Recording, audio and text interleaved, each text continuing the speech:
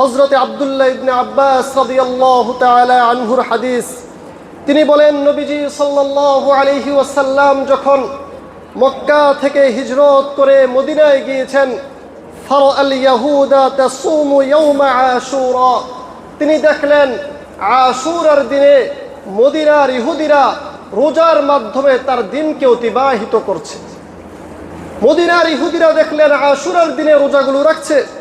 ফাকালা মা হাদা, নবীজি সাল্লাল্লাহু আলাইহি ওয়াসাল্লাম ইহুদিদেরকে জিজ্ঞেস করলেন, ও আমার ইহুদি ভাইরা, তোমরা এই আশুরার দিনে রোজা কেন রাখো? ক্বালা হাদা ইয়াউমুন সালিহুন, ইহুদিরা ডাক দিয়া বলে, এই দিনটা হলো বড় সম্মানিত একটি দিন, এই দিনটা হলো বড় ফজিলতপূর্ণ একটি দিন, এই দিনটা হলো বড় নেককারপূর্ণ একটি দিন। হাদা ইয়াউমুন নাজ্জাল্লাহু বানি ইসরাঈলা মিন আদুওয়িহিম ফাসামাহু মূসা, আল্লাহর নবী হযরতে মূসা আলাইহিস সালাতু ওয়াস সালামকে আল্লাহ তাআলা এই দিনে তার শত্রু ফিরআউন বাহিনী থেকে মুক্তি দান করেছিলেন। ওই মুক্তি দান করার কারণে হযরতে মূসা আলাইহিস সালাম শুকরিয়া স্বরূপ এই দিনে রোজা রাখতেন।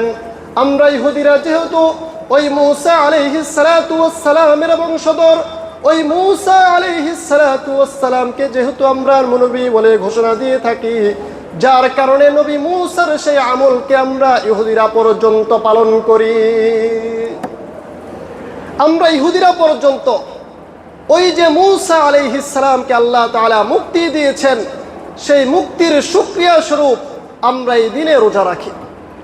নবীজি সাল্লাল্লাহু আলাইহি ওয়াসাল্লাম বলেন, যদি মূসা আলাইহিস সালাতু ওয়াস সালামের মুক্তির জন্য তোমরা শুকরিয়া স্বরূপ রোজা রাখতে পারো, ফাআনা হাক্কু বিমূসা মিনকুম, মূসা আলাইহিস সালাতু ওয়াস সালামের প্রতি তোমাদের চাইতে বেশি অধিকার আমার আছে, মূসা আলাইহিস সালাতু ওয়াস সালামের প্রতি তোমাদের চাইতে বেশি হক আমার আছে। তোমরা যদি মূসার শুকরিয়া স্বরূপ রোজা রাখো, আমিও আমার উম্মতের সমস্ত বান্দাদেরকে আজ থেকে নির্দেশ করলাম, তোমরাও সেই আশুরার দিনে রোজার আমল করতে থাকবে। সুবহানাল্লাহ। সেই থেকে উম্মতে মুহাম্মাদি এই আশুরার দিনে রোজা রাখতেন। সম্মানিত উপস্থিতি, আশুরার রোজা কয়টি রাখবো? নবীজি সাল্লাল্লাহু আলাইহি ওয়াসাল্লাম যখন মক্কা থেকে মদিনায় গিয়েছেন, তিনি আদেশ করলেন, তোমরা আগামী বছরে এই দিনে রোজা রাখবে। যেহেতু মূসা আলাইহিস সালাতু ওয়াস সালামের উপর হকদার বেশি আমরা, সুতরাং সেই হকের দাবি অনুযায়ী আমরা আগামী বছর থেকে আশুরার রোজা রাখব। পরের বছর যখন সাহাবীরা আশুরার রোজা রাখলেন, নবীজি সাল্লাল্লাহু আলাইহি ওয়াসাল্লামকে সাহাবীরা বললেন, নবী, ইহুদি নাসারারা এই দিনে রোজা রাখে, আমরা মুসলমানরাও এই দিনে রোজা রাখি, আমাদের রোজার সাথে ইহুদি নাসারাদের রোজাটা মিল হয়ে যায়, তাদের আমলের সাথে আমাদের আমলটা মিলে যায়, এভাবে মিল করে আমল করাটা হয়তো পছন্দনীয় না।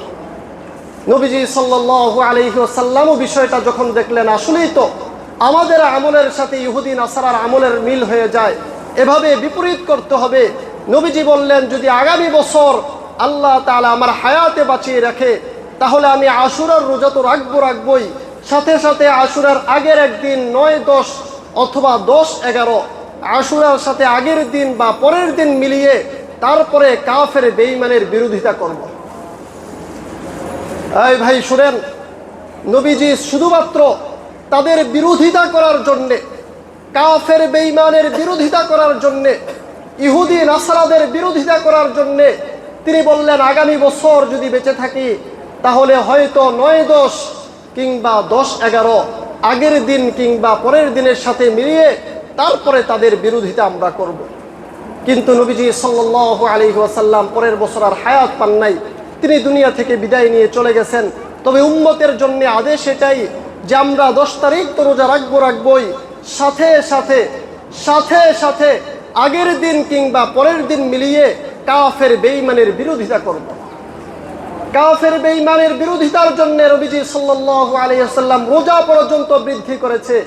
আর আমরা ওই কাফের বেঈমানের পক্ষপাতিত্ব করার জন্যে, তাদের রঙে নিজেদেরকে রঙিন করার জন্যে, তাদের মায়ার মহাব্বতে নিজের সর্বস্বকে বিলীন করে দিচ্ছি। ওই যে আমার দেশ কুমিল্লা, বড় আফসোস লাগে, এক মুরব্বী এক পাও কবরে গিয়েছে, সে তার জমি বিক্রি করে তারপরে জার্মানের পতাকা বানায়। এর চাইতে বড় আফসোস আর হতে পারে বলেন? আল্লাহ তাআলা আমাদেরকে হেফাজত করেন। নবীজি সাল্লাল্লাহু আলাইহি ওয়াসাল্লাম বলেন, সিয়ামু ইয়াউমু আশুরা আহতাসিবু আলাল্লাহি আন ইউকাফফিরা আস-সানাতা আল্লাতী ক্বাবলাহু। এই যদি আমার উম্মতেরা যদি সিয়ামু ইয়াউমি আশুরা, আশুরার দিনে একটি রোজা রাখে, আশুরার দিনের রোজা যদি রাখে, আহতাসিবু আলাল্লাহ, আমি আল্লাহর কাছে আশাবাদী যে আমার আল্লাহ তাআলা তার বিগত 1 বছরের কবিরা এবং সগীরা যত গুনাহ হতে পারে সমস্ত গুনাহগুলোকে মাফ করে দিবেন। সুবহানাল্লাহ। আর একটু আসতে বলেন যে আল্লাহ তাআলা বিগত 1 বছরের বান্দার যত গুনাহ হতে পারে সমস্ত গুনাহগুলোকে আল্লাহ মাফ করে দিবেন। আল্লাহ তাআলা আমাদেরকে সেই দিনের রোজা পালন করার তৌফিক দান করুন। সকলে পড়ি আমিন।